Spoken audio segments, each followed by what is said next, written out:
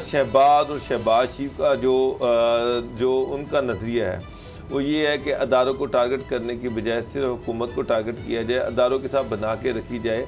इसी में पार्टी की सर्वाइवल है और इसी में उन सब की सर्वाइवल है। जबकि मरियम नवाज़ और नवाज शरीफ जो है उनके अंदर अदारों के ख़िलाफ़ बड़ा जहर भरा हुआ है और वो ये चाह रहे हैं कि किसी तरह से वो अदारों को बिल्कुल इस तरह से बना दें जिस तरह से पंजाब पुलिस है, जिस तरह से पंजाब की शरीफ ग्रुप ऑफ जो है ऑफिसर्स है वो जनाब की शरीफ इंडस्ट्रीज बना दिया जाए कि वो कहीं इदारों को कहीं कि बैठ जाए तो बैठ जाएँ, वो उनको कहीं खड़े हो जाए तो खड़े हो जाएँ। तो ये तो पॉसिबल नहीं है, वो तो बिल्कुल इदारों का बेड़ागर करने के लिए चले हुए हैं। और यही वजह है कि ये जो सामने उनका बयानिया आया वोट को इज़्ज़त दो और जिसको मरियम लेके चलती नहीं है और उसकी वजह से पार्टी के अंदर भी मरियम की खासी मुखालफत शुरू हो गई है। मैंने 3-4 पार्टी के सीनियर मोस्ट लीडर जो हैं, मगर आप शरीफ ख़ानदान के बाद वो लीडर जिनके जो कि सीनियर मोस्ट हैं, अच्छा, मैंने उनके मुंह से ये कहते सुना है कि जनाब अब वो उम्र जेल जाने की नहीं रह गई हमारी, अब हम जेल में जाकर जलील नहीं हो सकते। तो ये बयानिया जो है ना इसको बदलने की ज़रूरत है। मियाँ साहब तो बाहर बैठे हुए हैं, मज़े कर रहे हैं, लेकिन ये नहीं कि हम मियाँ साहब बाहर बैठे रहे और हम यहाँ पर जेलें भुगते रहे, या तो फिर मियाँ साहब पाकिस्तान नहीं और हमारे साथ बैठ के जेलें भुगते हैं। तो वो जो एक ये जो नज़रिया लेके चल रही थी, अब दूसरी तो ये कहता है कि अवाम में तो ये नज़रिया पॉपुलर है। अब अवाम में ये नज़रिया पॉपुलर करना है या अपनी जान बचानी है, वो ये कहते हैं कि रब नेड़े के कसून नेड़े। तो साहब मामला यही है। मैं ज़्यादातर लोग जो हैं वो यही कह रहे हैं कि जनाब फ़िलहाल जो है ना हम इस नज़रिए के साथ नहीं, इसीलिए हमजा को एक्टिव किया जा रहा है। और एक और चीज़ बता दूँ, हमजा एक्टिव तो ठीक है, अगले हफ्ते शहबाज शरीफ की बेल अप्लाई की जा रही है, ये मैं आपको खबर दे रहा हूँ।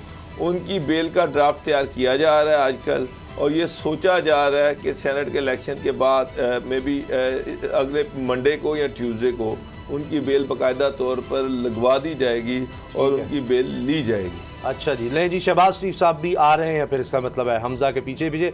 तो अब असद खरल साहब, ये अब क्या बनेगा? जो इदारों को कंट्रोल करने की कोशिश थी, काफ़ी अरसा मिल गया मरियम को। मरियम कहती थी ना कि चचा को साइड पर इसलिए किया कि उनकी मुफाहमत की कोशिश नहीं रंग ला सकी।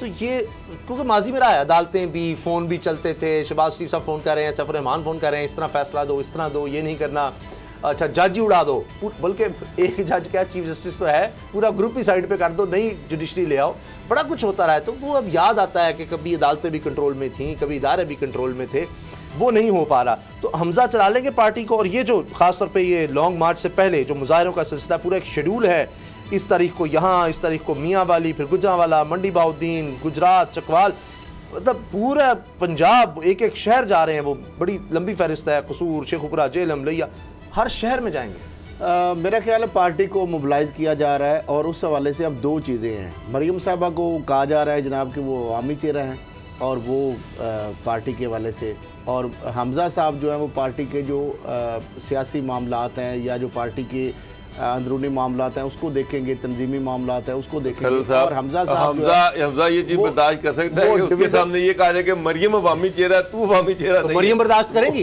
कि मरियम जो है वो अवामी चेहरा है, बस वो जलसा जुलसों में नजर आए और ये जो मीटिंग्स हैं एमएलए एमपीएस की या वो अटेंड ना करें। अब जो डिवीजन लेवल पे, डिस्ट्रिक्ट लेवल पे जितनी भी मीटिंग्स होंगी वो हमजा शहबाज जो है वो करेंगे उसको चेयर।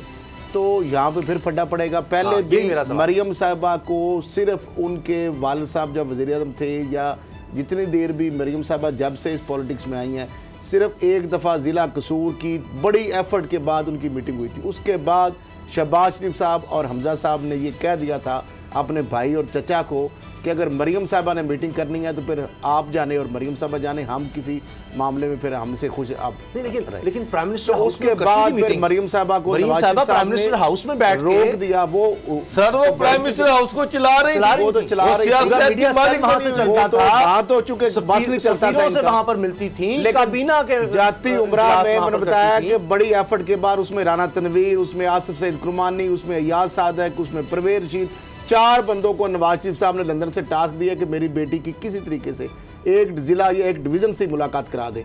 पहले राणा तनवीर को टास्क दिया, फिर आसिफ करमानी को दिया, फिर परवेज रशीद को दिया, या सादक को दिया। तो 4 बंदों के बाद जाके अल्टीमेटली एक मीटिंग हुई जाती उमरा में, और जो मीटिंग हुई वो सारी आके हमजा शहबाज की बात है और शहबाज शरीफ को बता दिया, और उसको उनको कहा गया कि आप जो मामला भी है, टिकट मैंने देने हैं, सारे फैसले मैंने करने हैं, आप मुझसे बराह रास्त बात करें। उन्होंने सारी वो टेप जाके सुना दी वहाँ पे शहबाज शरीफ और हमजा को। तो हमजा ने जनाब बात की या शहबाज शरीफ ने बात की नवाज शरीफ साहब से, और उसके बाद उनको मना कर दिया। अब मुझे ये नहीं है कि मरियम साहब एक तरफ तो डिफेक्टो प्रेसिडेंट बनी हुई पार्टी की, अब वो किस तरह चाहेंगे कि हमजा शहबाज जो है सारी मीटिंग को वो चेयर करे, या जो अगर इशाइया होता है पीपल्स पार्टी का तो वहाँ पे Hamza Shahbaz as a party representative जाए, क्योंकि जिसको जाना है बेसिकली पार्टी के रिप्रेजेंटेटिव शहबाज शरीफ के बाद मरियम साहब। सब्सक्राइब करें और बेल दबाएं ताकि कोई खबर रह न जाए।